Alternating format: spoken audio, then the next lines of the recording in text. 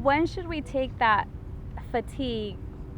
You know, what symptoms should we look out for? Because I mean, if I only sleep 2 hours, of course I'm going to be tired the next day, and that's just, you know, you need to get some sleep, you need to get some rest.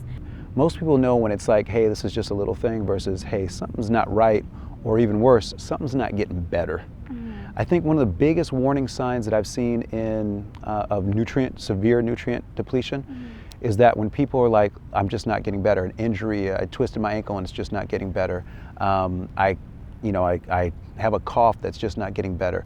I got sick at the office, and normally it takes me 2 days to recover from that stuff, but this time it's a week.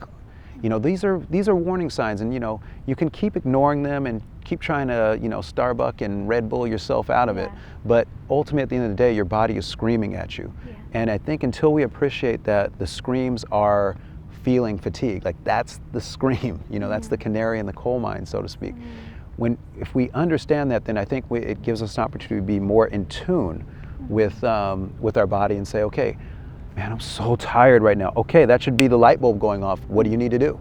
It's time to put some nutrients in at the very least. You know, it's time to make sure you're putting in a wonderful multivitamin, okay, with nutrients at the therapeutic range. So I'm not talking about some little, you know, crappy pill that you can get at the grocery store. I'm talking about getting something that works.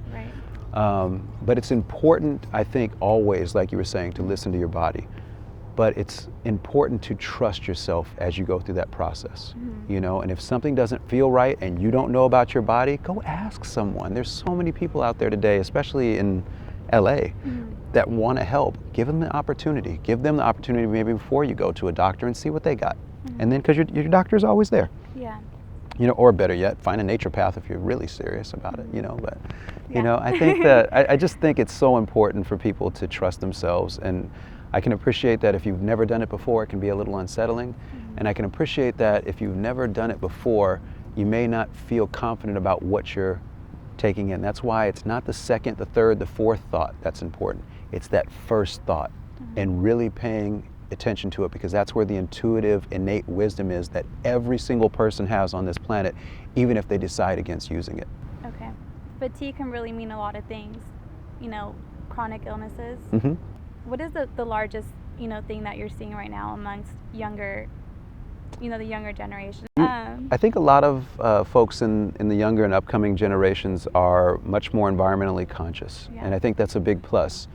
I think there needs to be an incredible correlation drawn between when you choose organic, you are being environmentally conscious on the most part, so you're helping yourself and you're helping the world at the same time, which is pretty cool. You know, every time you purchase organic, you're crusading against the direction we're heading right now. I think that when people are eating organic, you know, or making that move over, when they understand that a smoothie in the morning is going to give you much more than coffee or Red Bull, when they understand that fast food is just that, it's fast food, it's not nutritious food. That's not in their in their tagline anywhere. And it's so funny. I've seen that. It's such a trip when you watch like one of those commercials from like McDonald's or something, and they're like, oh, I want to make sure my son eats healthy today. And everybody, you can see everybody in the room watching it going, so it's nice to know that everybody at least understands that that's not there. So I think it's making a different choice with our food that's so important. And that's why we started with nutrition as our flagship. It's like, this is going to be the thing that can be the most impactful for all of us, you know, if we just change our food a little bit.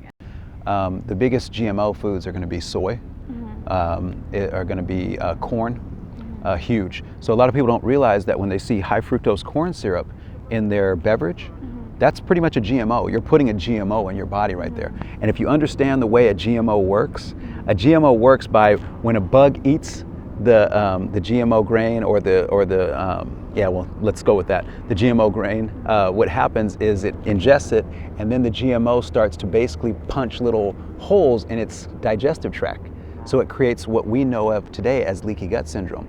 So a person who's eating GMO foods regularly is setting themselves up for leaky gut. And if your digestive tract has a whole bunch of holes in it, you're not going to break your foods down, you're not going to be able to detoxify effectively, and you're opening yourself up for infections. Imagine this. Imagine on your skin you had a whole bunch of little small holes all over the place, right? You'd get sick all the time, you'd have some nasty infections, right? Well, this skin out here is the same as the skin inside the digestive tract. Yeah. The only difference is that this is waterproof. Yeah. All right, little protein called keratin, that's the only difference. Yeah. So it's like, if you understand that, then you understand, okay, well wait, the GMOs are going to punch little holes in the bug's stomach, and because our epithelia is exactly the same, Yeah. all right, just we have a lot more of it, Yeah. it's going to punch holes in mine. Then it makes it really easy to go, okay, well I don't want that for me, and for parents it makes it easier for them to go, I don't want that for my kids.